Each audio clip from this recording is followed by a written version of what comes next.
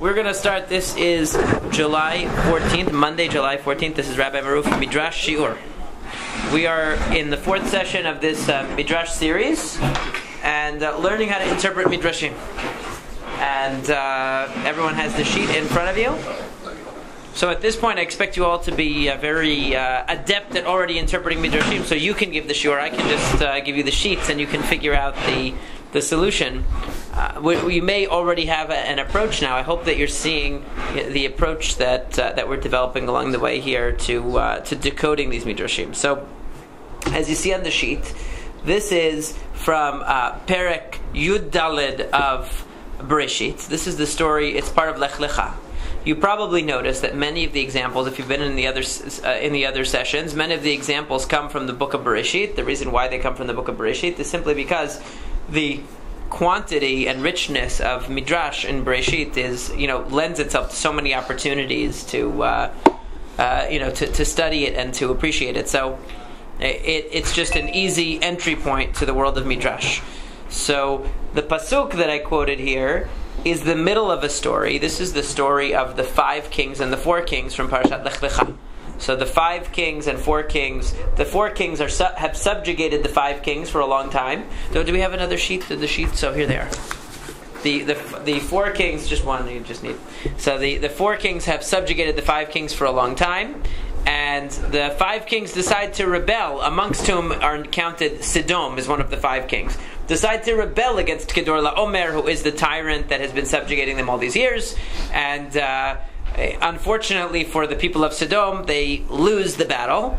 And Kedor LaOmer and his forces manage to put down this rebellion quite decisively. And in the course of doing that, they actually not only take all of the possessions of Sodom and capture all of the people of Sodom, but they also take Lot, who was the nephew of Abraham that we know was living in Sodom. As we all remember, that when they split from one another in the beginning of Parashat Lech Lecha, so Lot goes to Sodom, probably the worst relocation decision that anybody's made in the history of mankind. First, there's a war going on, and he gets captured. Then, in the next parasha, the fire and brimstone starts raining down from heaven as the city is destroyed, and he's probably thinking, he made a bad move. But anyway, in the meantime, so while he's there, this war goes on. He gets captured in war, and it says in Pasuk Yud Gimel. It's actually these sheets here. Yeah, these are the non-copied ones. Yeah. So it says in Pasuk Yud Gimel, Vayavo Palit, that the fugitive. It says here. Okay, the fugitive came. I wrote the survivor came. Same thing. The fugitive came. Vayaged leAvram ha'Ivri, and he told Avram the Ivri, which is one of the few places that he's called ha'Ivri, which is sometimes translated as the Hebrew. But we'll see how that goes in a second.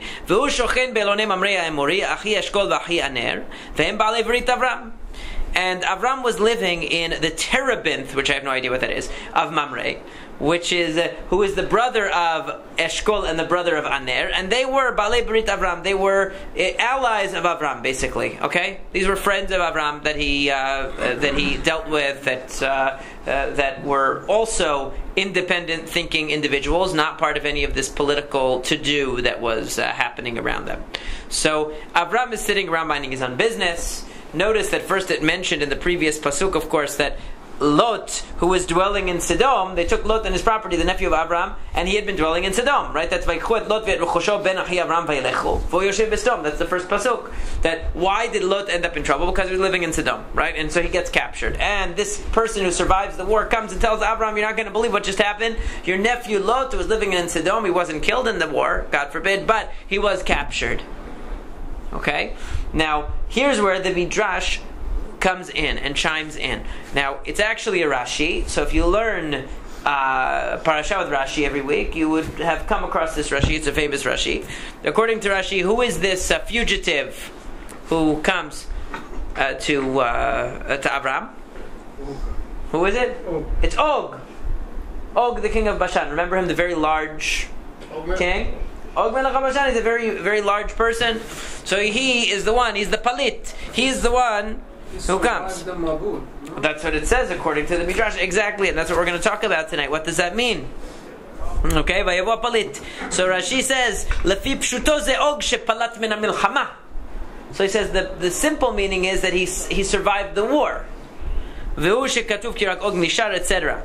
He says, however, in the Midrash it says, Midrash Bereshit Rabbah, and as I put in the quotes, it's actually not in Bereshit Rabbah, at least not anywhere in Bereshit Rabbah that I could find, or that I could search for in any search engine that's better than my memory or my ability to search.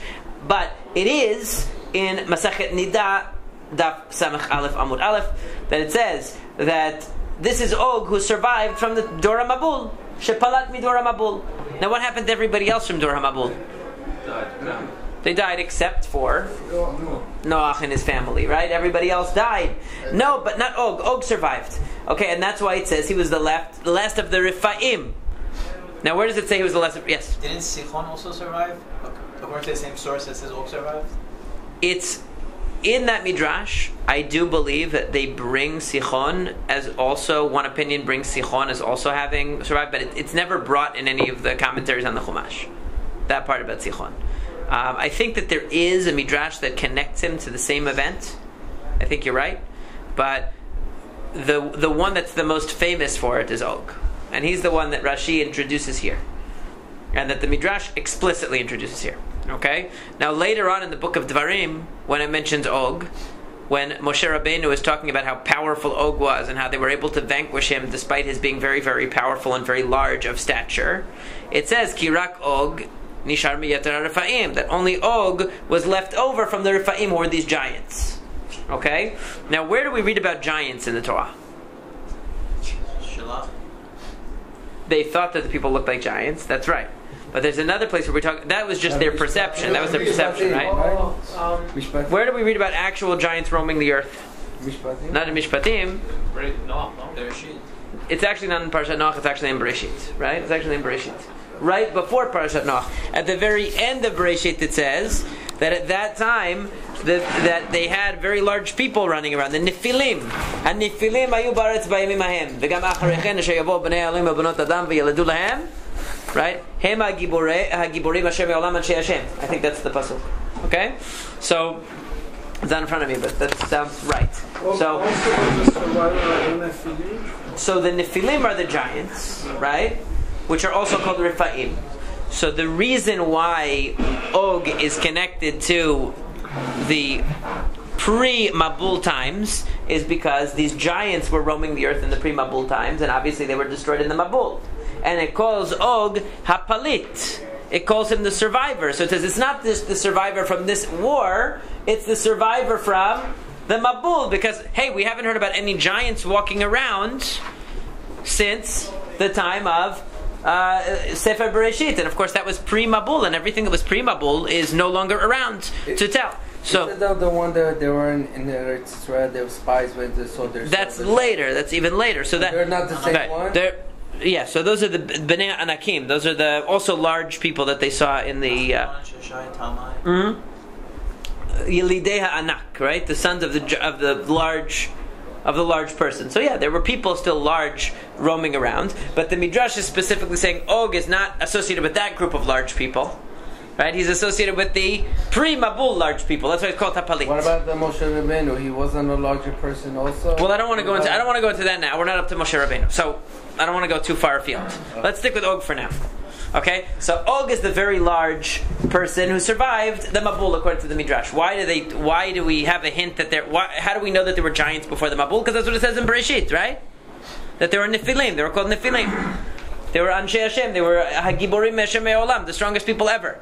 So saying a Palit could just be locally referring to a person who survived this conflict between the 5 kings and the 4 kings and came to Abraham. But not only does the Midrash say it was Og, which interestingly, somewhat unusually, Rashi says is Pshuto. That's the simple meaning, is that it was Og. That he survived the war, right? And then he says the Midrash is that he survived the Mabul. Now, just textually, he's called Ha-Palit. So the Midrash picks up on nuances in the text. The fugitive. Who's the fugitive?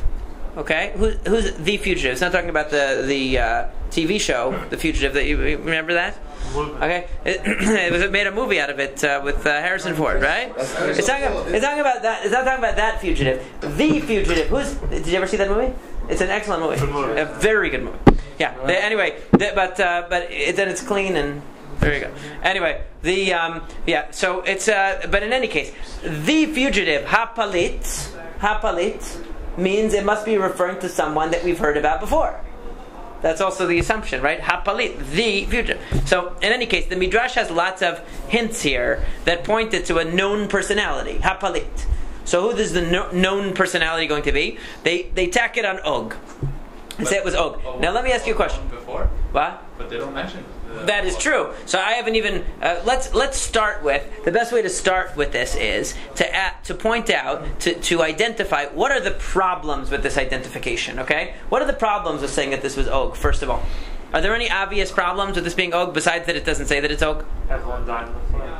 Well, everyone died in the flood. What? He was 500 years old. How old would he be at this time? Number one. Remember, not only would he be already quite old, although we could deal with that because during the times of Noah people were still living a long time, so maybe. But he's at war with Moshe Rabbeinu hundreds of years after this. So how long did this guy live? Historically, when is the only place that we see Og mentioned? What's the only place that he's mentioned? In the times of Moshe Rabbeinu, with the war that we just read about 2 weeks ago in the parasha, right? Or 3 weeks ago maybe. That's the only time that he's mentioned actually in the Torah, literally, explicitly mentioned. Okay, so putting him back at the Mabul is taking somebody who lived all the way back pre-Mabul and then saying that they were still around. They survived everything. This guy's invincible, right? He survived the Mabul. He survived the war of the 4 and 5 kings. He survived everything. The only thing he didn't survive was Moshe Rabbeinu. Right? That was his last stand. Okay, but this guy was around for centuries, according to this midrash. So that's the aspect of the midrash that might hint to us, that suggests to us that the point that's being made in the midrash might not be a historical point, but might be instead some conceptual point. Okay, when we notice something unusual or something that is difficult to reconcile with history in a midrash, such as placing a person in the like placing Pesach in the story of Lot, or placing Og in the story of Abraham Avinu, when they don't seem to have anything to do with one another historically speaking. So it tips us off that there may be more than meets the eye here in the story. Now, when there's something irrational, or when there's something you said unusual. Well, because I don't like to use terms that are loaded. But I would say something that is difficult to reconcile with the chronological timeline. Let's put it that way. Okay. For example, a similar phenomenon would be saying Pinchas and Eliyahu and Avir are the same person. Okay, that's an area that you can see what the commonality between those two personalities is, but it is a stretch of the imagination. Maybe not impossible, maybe not inconceivable, but a stretch of the imagination to believe that it's the same person for many reasons. Okay? You said that it's possible that they may be the same person, but Eliyahu is supposed to be, lived a very long time. Right. And Pinchas also. That's what the Ralbag says. One of the ultimate rationalists. Yeah. So if I call that irrational, I'm doing great offense against rationalists, because you don't get more of a rationalist than the Ralbag, and he's the one who says that they're literally the same person. But I'm just saying that one need not go in that direction, okay? Need not say that Og was really alive at the time of the Mabul, and need not even say that this is Og. Let's start from the most basic issue with the Midrash, which is all it says is that the fugitive came from the war and told Avram that his nephew was captured. Why does it have to be Og? It could be anybody. What are they? So they're already introducing a character who isn't even mentioned in the story, and they're introducing a character that's either hundreds of years prior to this or hundreds of years after, or both. Can Og Melech Bashan be like Paro Melech Mitzrayim, where Paro is a general phrase used for many different people in the same? It wasn't, though. In this case, that was his proper name, because he was Melech Bashan. Because Paro is like saying the White House or something. It's like saying the king. Yeah, Og was actually his name. King of Bashan was his title. So let's think for a second. So there are multiple ways we could approach this. So what's one way to try to approach this based on what we've done in the past? What's one way to try to follow this clue? What can we do? What's his relationship to Abraham Avinu? What are we trying to find out from? See if there's any similarity between Og and Abraham Avinu. That's one possibility. What did you say? Yeah, that's what I was going to say. Right, that's one possibility. Try to understand. Yeah. Why Chachamim felt they had to translate Hapalit as Og. Right. Why did they have to? The fugitive and Og. Right. So once they put that idea in, also we have to understand why are they connecting him back to the Mabul? What is the Mabul? The significance of his surviving the Mabul. Right. What is the significance of surviving? What would that mean that he survived the Mabul? Now again, the Torah is pretty explicit that everybody from the pre-Mabul was eradicated and obliterated, and they're no longer. So it's already, again, that's another hint in the Midrash that it might not be a historical description of Og that he survived the Mabul, only because the Torah itself says that every living creature was obliterated in the Mabul except for Noach and his family inside the Teva. How did Og was an Olympic swimmer? I mean, how did he survive with the entire world underneath water for so long? So he held on to right. So in the Midrash, but it doesn't actually say that in the Midrash. But everybody imagines him, heroically hanging on for like a year. He would have had to hang on. It's quite a long time. So these are all elements of the Midrash that point to it making some kind of conceptual lesson or conveying a conceptual idea. So one possibility is to see, is there a link between Avram and Og as personalities? Another way to look at it is, okay, they're tying this, they're also planting in our minds the image of him surviving the Mabul. What does that mean? In other words, what would it mean to survive the Mabul? What was it like before the Mabul? There's a connection between the Mabul that destroyed the world because of whatever immorality or whatever the reason was, and then the Sodom people already is being planted into the minds that Sodom was not wasn't a good place even. Right. Now this isn't the story where Sodom gets totally destroyed yet. It's not the story yet. That's coming later. Yeah. But so for Og, let's look at it this way. Let's think about it in the following way. So and I quote another Midrash here where they said, what does Avram HaIvri mean? So Rabbi Nehemiah, Rabbi Yehuda, and the Chachamim disagreed. Rabbi Yehuda said he was called Ivri because the whole world was on one side and everyone else was on the other side. That's the most common thing of Ivri, right? Ivri is he was on the other side. Rabbi Nehemiah says because he was a descendant of Ever, which is possibly the closest to the pshat of what Ivri means, Avram HaIvri, that he came from Ever, from Shem and Ever. And then the Chachamim say because he was from the other side of the river and he spoke Ivrit. He spoke B'lashon Ivri, which is similar to the second answer. But the word, okay. The word Ubur in Farsi is like crossing. When I'm sure there are commonalities in the language if you go far enough back, for sure. Yeah, from the Middle Eastern languages in general. So, even though Farsi is actually a Germanic language, but yeah, but Arabic for sure has a lot of commonalities and Aramaic. But but in any case, so the Midrash. The Midrash is also emphasizing or pointing out that Avram here is called Ha'ivri, somebody who's on the other side. Now we see that, was Avram paying close attention to the news, the daily news? Apparently not, because somebody had to come tell him what was going on. Normally, what would Avram have done when there were people fighting in the world? These 4 kings, 5 kings, Well, what does it seem like his normal response would be? Yeah, he stays out of it. He's an isolationist. He's libertarian. Right? He doesn't get involved in international intrigue, international politics. He's not concerned with that. It doesn't have any significance for him. This king wants to fight over that territory, this one over that territory. It's not my problem. I'm not going to get involved. However... You're assuming there's a way for him to know. They're in different lands. Why would he know there's no internet? Right? Well, it's not that far from where he was. I'm sure that it was known that there was war...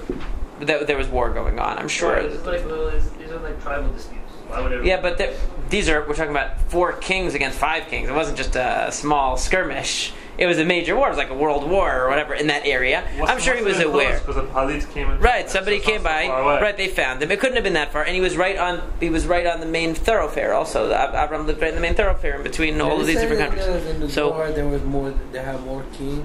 There were like 20 kings or something. I don't know. It could be. Okay. Now Avram is staying out of whatever this situation is until he hears that his nephew's been kidnapped. Now, taking a look at Avram for a second, and taking a look at the idea of somebody from before the Mabul. What was life like before the Mabul? The weather was maybe different, right? But what was civilization like before the Mabul? And I use it. One land, really. people were more connected. Anarchy. It was more like anarchy in a lot of ways, right? There were no countries, right? Everybody was vegetarian. Everyone was vegetarian, but everyone was also kind of for themselves, right?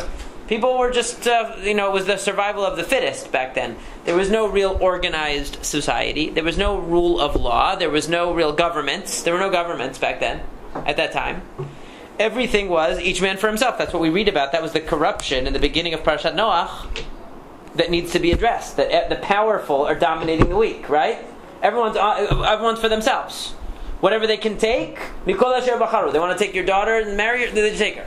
Like what's going on now in certain parts of the world, right? There's absolutely no rule of law. There's absolutely no order to society, and so the powerful dominate.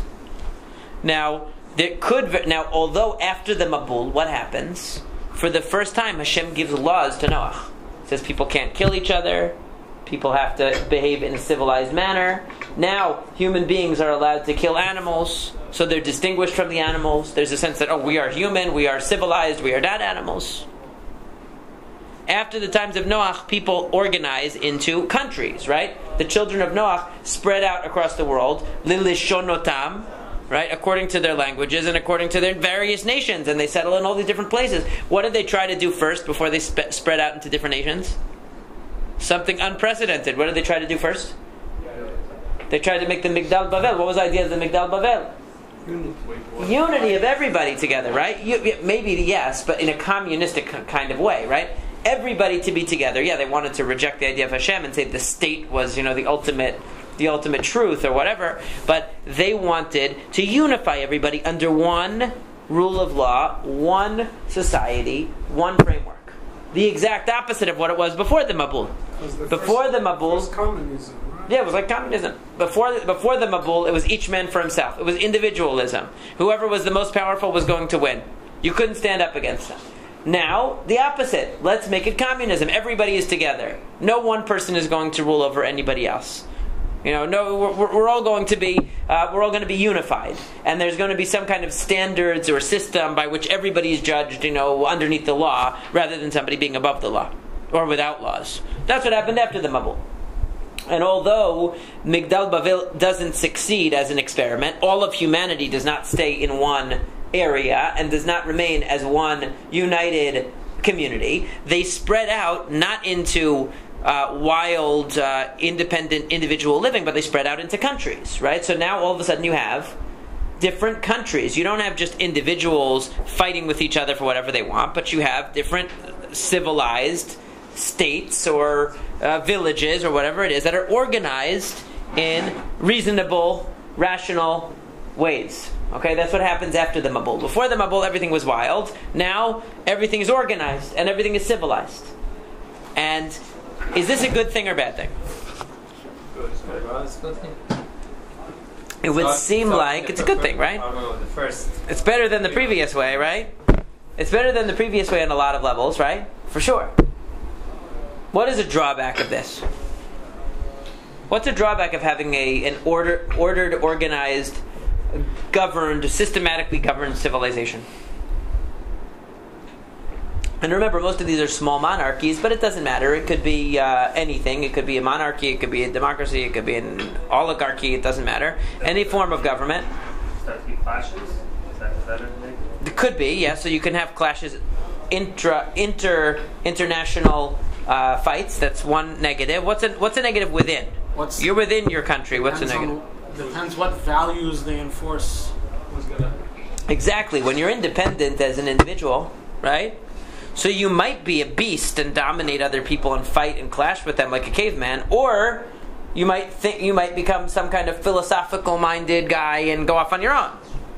But nobody's compelling you to conform to any system, right? Whereas once you have the state involved, you already have an expectation of some conformity from the citizens of the state. So there is a big benefit of that. The big benefit of that is there's less threat to individual life and property when there's some kind of rule of law.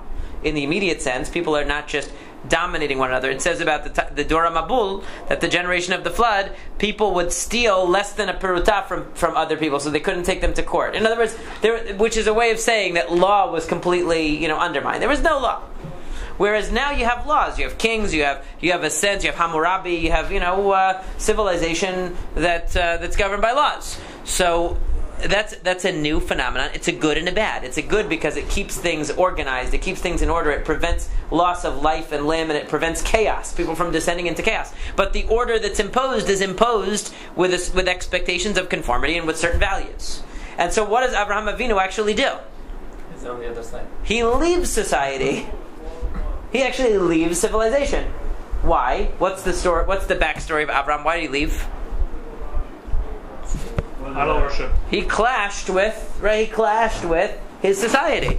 The people in Ur Kasdim. They didn't want his free-thinking stuff that challenged the status quo. Something similar happened to Socrates, for example, in Greece. I mean, the same thing, that he started questioning, started asking questions, started challenging the beliefs of the state, the values of the state, and so what happens? They killed him. Okay, so Abraham was luckier. He had Hashem on his side, so he got out. So he survived. But the same concept. In other words, for all that it's good to have a civilized society, it promotes a certain level of groupthink amongst people. And conformity in ways of thought and ways of behavior. And so Avraham Avinu leaves that behind. Now eventually, what's his goal though? He wants to start his own society, right? With the right values. So it's not that he wants to get rid of society. In fact, Moshe Rabbeinu brings law, Hukim u'Mishpatim, all kinds of laws to Am Yisrael. It's not to have chaos, but it's not to be under a man-made state with man-made values. That's not what Avraham Avinu wants. So the reason why he's called Avraham Ivri, according to the Midrash, is because he stays away from everyone else is on one side and he's on another side. Meaning to say he stays out of politics. He stays out of society. He doesn't want the influence of society. He doesn't want to be supported by them. He doesn't want to be dependent upon them because depend on them and they expect you to conform, right? Once you start benefiting from the society, they expect something back from you. Okay, I don't want it. Like they say, I don't want you. In Hebrew, they have a saying, I don't want your honey and I don't want your sting. Right? I don't want anything. So the same concept here. He doesn't want he doesn't want any involvement with it. Now let's look at Og. Og is a pre-Mabul character. Right? That's what it's saying. Og is a pre-Mabul character. What is pre-Mabul? He's an individual. And how is Og able to be what he is? How's he able to succeed? Might makes right. If you're Og, you're not going to have too many problems getting what you want, are you? From people. Right. If you're that size and you're that imposing and you're that threatening, so you can go back to the old pre-Mabul way of doing things and you can accomplish a lot. Because you don't need law on your side. All you need is being an extremely large, imposing, threatening, aggressive guy. And that's what he is. He's a very dominant kind of person. And so Og, in a way, is a foil for Avram, to highlight what kind of person Avram is. They have something in common, which is they're both countercultural. Okay? They both are outside of society. To show that Og is outside of society, we say he came from before the Mabul. He hung on to the Teva. He hung on to the Ark of Noah. What does that show you? He's from the previous generations. It's like sometimes you'll say, you know what, you were born in the wrong generation, right? We say that about certain people. Oh, you were born in the wrong century. You should have been born in the 50s. You should have been born in the 20s. You should have been born in the 1820s. Right? We say that to people sometimes. Their way of looking at things, their attitude is a throwback to a previous generation. Some people are like that. So Og is like that. He's a throwback to the pre-Mabul generation. It doesn't necessarily mean that he literally hitched a ride on the Teva from the outside and hung on there. It means that he is a person who is of the older style of leadership. He's not of the new style of some kind of organized constitutional monarchy or whatever it was that they had in those days. Okay? He was... But? Whoever this Hapalit is, right. To Og. Right. So it's trying to say it's Og because I think, and I'm that what is the whole story here? The whole story about Avraham here is, how is Avraham going to balance his separatism with his need to get involved? And isn't that the question of Jews in every generation? That's called Jewish life, right? How do we balance our need to be separate, to be distinct, with our need to sometimes get involved in the world and be engaged in politics and all kinds of other things that can drag us down or have the potential to force us to compromise on our values in various kinds of ways. So that's Avram's problem right here. So the Palit, being Og, is coming along, and Og says, listen, okay, in the Midrashic version of the story, Og is like, I understand you, you understand me. But neither of us want to get involved in conventional politics. Og doesn't have any use for conventional politics. He doesn't need to. He doesn't have any need for conventional politics because he is old school. He's mafia style, basically. He's like a mafia style leader. He doesn't need the conventional politics to go through those channels. And Avraham Avinu is obviously not mafia style, but he is an independent, separate entity from the politics around him. And so by linking these two characters, it highlights this quality, really, of Avraham Avinu, that in a way, Avraham Avinu is also a pre-Mabul character. But there's two kinds of pre-Mabul characters. There are pre-Mabul characters who want to be, who don't want rule of law, and don't want society, and don't want culture, because they want to dominate everybody. And because as long as there's law and order, they can't fully dominate. They're restricted, they're limited in their ability to dominate others by that annoying law. So you have somebody like, let's say, the dictators in North Korea, practically, there is no law. He does whatever he wants, practically. Or at least so it seems, right? There are some dictators who really don't have laws restraining them in any way. And then you have some, in most countries on earth, you have political leaders who, to some extent or another, okay, maybe not the tribal sheikhs of, Saudi Arabia, I don't know about them, but who, to some extent or another, have some kind of laws limiting their power, that they have to be subordinate to the law to some extent. They can't be totally above the law. They can tinker with it and play around with it, but they can't totally get around it. They can't totally be above it. So that's the type of person Og was. Og is a person who sees civilization and society as a problem for him. It's a problem for him because it limits his ability to dominate. Whereas Avraham Avinu sees society as a problem because it limits his ability to think. It limits his ability to forge his own path spiritually because the influence of society is a negative influence. It promotes groupthink. It promotes the wrong values. That's why Avraham Avinu doesn't like society. See? So in an ironic, funny way, Og and Avraham Avinu have more in common than you probably ever thought. They both are a throwback to the pre-Mabul. They both wish it were before the Mabul again. Avraham doesn't wish that for everyone else, only for himself. Right? Because he wouldn't want chaos for civilization. He's happy to have everybody else doing their own thing and not bothering him. That's exactly what he wants. Og doesn't like society and civilization because he's not able to dominate in an unrestricted, unrestrained way, according to his dream of being a big bully and the way that he was before. Okay, that's the contrast. Now, if we move forward in the story, what happens after Avraham Avinu beats the four kings? He comes and says, "Well, like you are people." Right, but you could take all the rechush. Right. You could take all of the stuff. Take everything you want. Yeah, no. And what does Abraham say? I lift my hands up to Hashem El Elyon Konei Shamayim Ba'aretz. Right? I'm going to lift my hand up to Hashem, who is the creator of the heavens and earth. He says, I'm not going to take even a string from you or a shoelace because I don't want you to say, I made Avram rich. Avram claims that he's independent and all that, but it's not true. Because really, how did he become wealthy? He went as a mercenary army for the king of Sodom, fought off the four kings, and cashed in afterwards. Oh, so he's not really what kind of independent guy, non-political guy is that? He's just a mercenary army.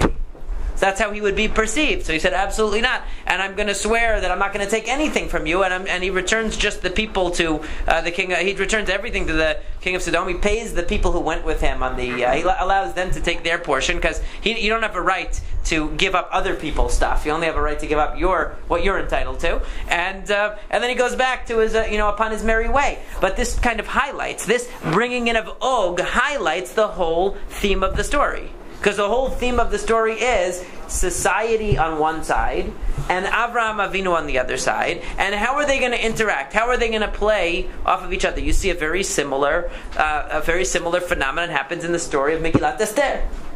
That they didn't take any of the They didn't take any of the loot that they could have recovered from the anti-Semites that they killed in the story of Megillat Esther. Again, to show you, yes, we didn't want the threat of anti-Semitism or the threat to our lives, but we weren't in this to make money off of it.